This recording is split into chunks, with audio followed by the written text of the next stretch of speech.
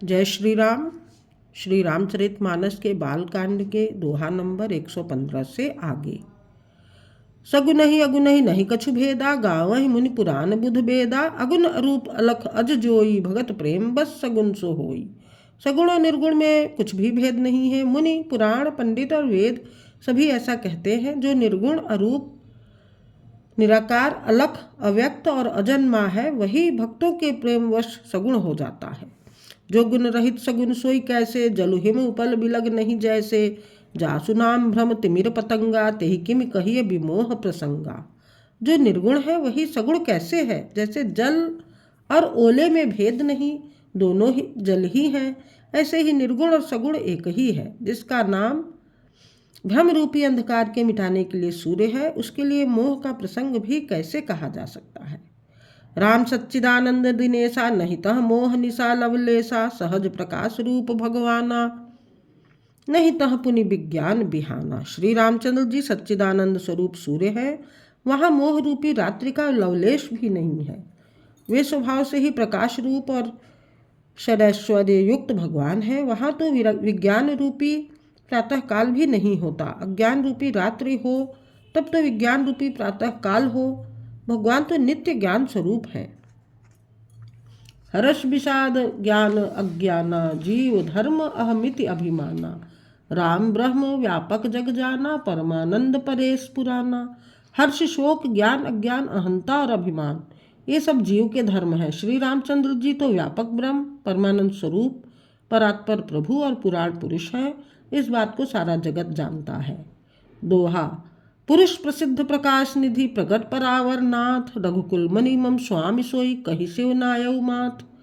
जो पुराण पुरुष प्रसिद्ध है, प्रकाश के भंडार हैं, सब रूपों में प्रकट है, जीव माया और जगत सबके स्वामी है, वे ही रघुकुल मणि श्री रामचंद्र जी मेरे स्वामी हैं। ऐसा कहकर शिव जी ने उनको मस्तक नवाया। निज भ्रम नहीं समुझहि अज्ञानी, प्रभु पर मोह धरहि जड़ प्राणी। जथा गगन घन पटल निहारी, झाँपे भानु कहाहि कुविचारी।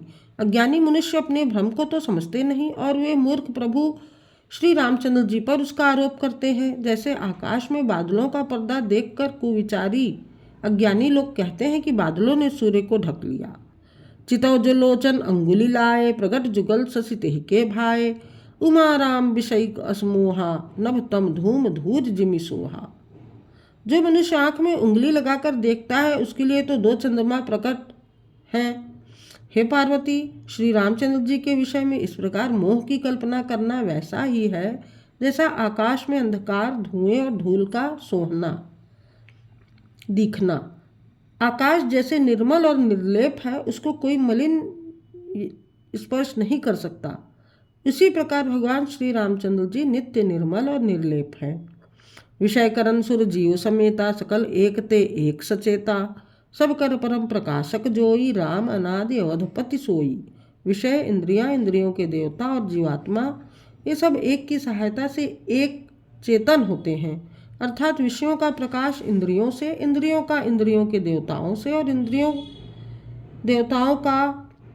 देवताओं का चेतन जीवात्मा से प्रकाश होता है। इन सब का जो परम प्रकाशक है, अर्थात जिससे इन सब का प्रकाश होता है, वही अनादि ब्रह्म अयोध्या नरेश श्री रामचंद्र जी हैं। जगत प्रकाश से प्रकाशक रामू, मायाधीश ज्ञान गुण धामू। जासु सत्यता जे जड़ माया, भास सत्य इव मोह सहाया।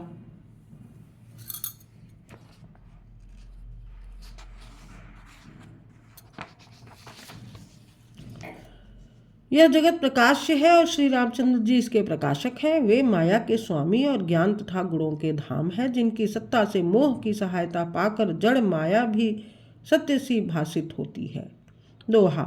रजत सीप महुभास जिमि, जथा भानु कर बारी। यद्यपि मृषा तिहु काल, सोई भ्रम न सकई को टारी। जैसे सीप में चांदी की और सूर्य की किरणों में पानी की बिना हुए भी प्रतीति होती है, यद्यपि यह प्रतीति तीनों कालों में झूठ है, तथापि इस भ्रम को कोई हटा नहीं सकता। एह विधि जग हरि आश्रित रहई, यद्यपि असत्य देत दुख अहई। जो सपने सिर काटे कोई, बिन जागे न दूर दुख होई।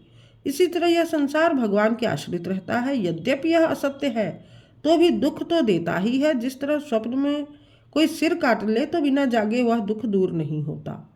जहाँ सुकृपा अस भ्रम मिटि जाई, गिरजा सोई कृपाल रघुराई, आदि अंत को जासु न पावा, मति अनुमान निगम अस गावा। हे पार्वती, जिनकी कृपा से इस प्रकार का भ्रम मिट जाता है वही कृपालु श्री रघुनाथ जी हैं, जिनका आदि और अंत किसी ने नहीं जान पाया।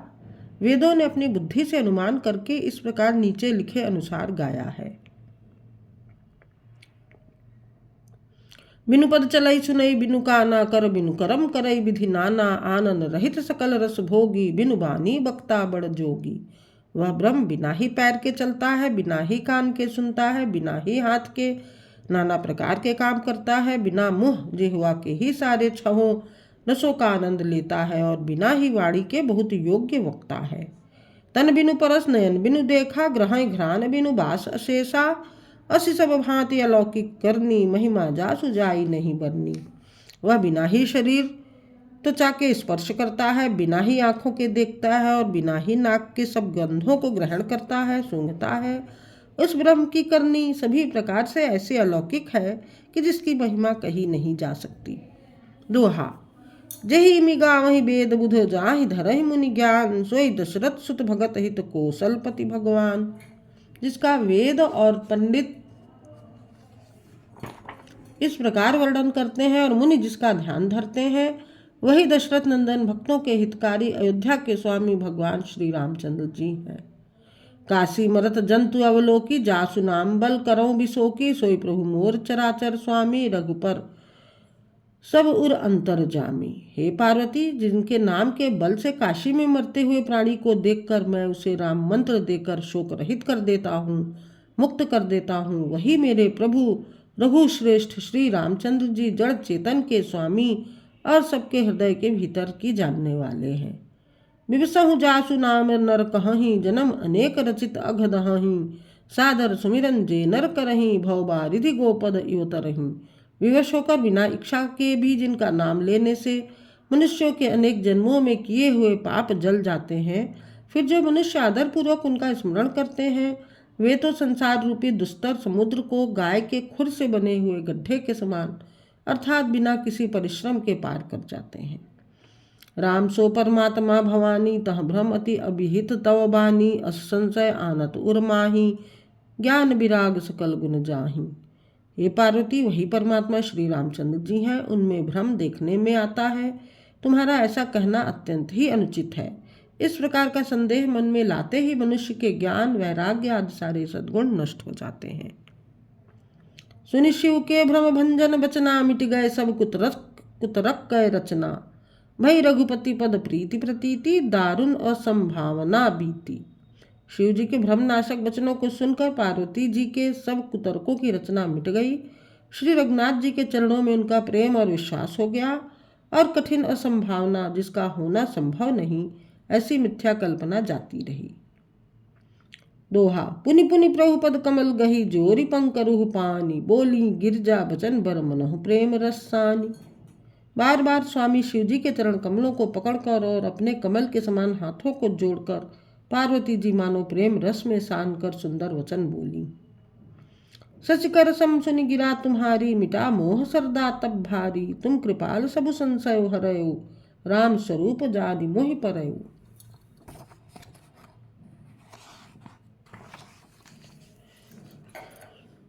आपकी चंद्रमा की किरणों के समान शीतल वाणी सुनकर मेरा अज्ञान रूपी शरद ऋतु क्वार की धूप का भारी ताप मिट गया। हे कृपालु, आपने मेरा सब संदेह हर लिया। अब रामचंद्र जी का यथार्थ स्वरूप मेरी समझ में आ गया। नाथ कृपा अब गयों विषादा, सुखी भयों प्रभु चरण प्रसादा, अब मोहि आपन किंकरि जानी, यद्यपि सहज जड़ नारी अयानी। हे नाथ, आपकी कृपा से अब मेरा विषाद जाता रहा और आपके चरणों के अनुग्रह से मैं सुखी हो गई। यद्यपि मैं स्त्री होने के कारण स्वभाव से ही मूर्ख और ज्ञानहीन हूँ, तो भी आप मुझे अपनी दासी जानकर प्रथम जो मैं पूछा सोई कहूँ, जो मोह पर प्रसन्न प्रभु अहूँ, राम ब्रह्म चिन्मय अविनाशी, सर्व सहित सब उरपुर बासी। हे प्रभु, यदि आप मुझ पर प्रसन्न हैं तो जो बात मैंने पहले आपसे पूछी थी वही कहिए। यह सत्य है कि श्री रामचंद्र जी ब्रह्म हैं, चिन्मय ज्ञान स्वरूप हैं, अविनाशी हैं, सबसे रहित और सबके हृदय रूपी नगरी में निवास करने वाले हैं। नाथ धरे नर्तन के ही हेतु मोहि समुझाई कहु वृष के तू। उमा बचन सुनि परम विनीता राम कथा पर प्रीति पुनीता।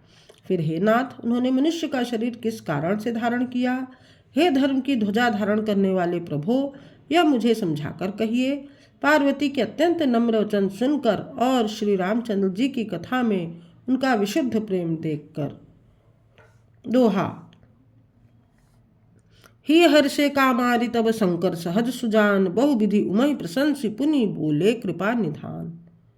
तब कामदेव के शत्रु स्वाभाविक ही सुजान कृपा निधान शिव जी मन में बहुत ही हर्षित हुए और बहुत प्रकार से पार्वती की बड़ाई करके फिर बोले।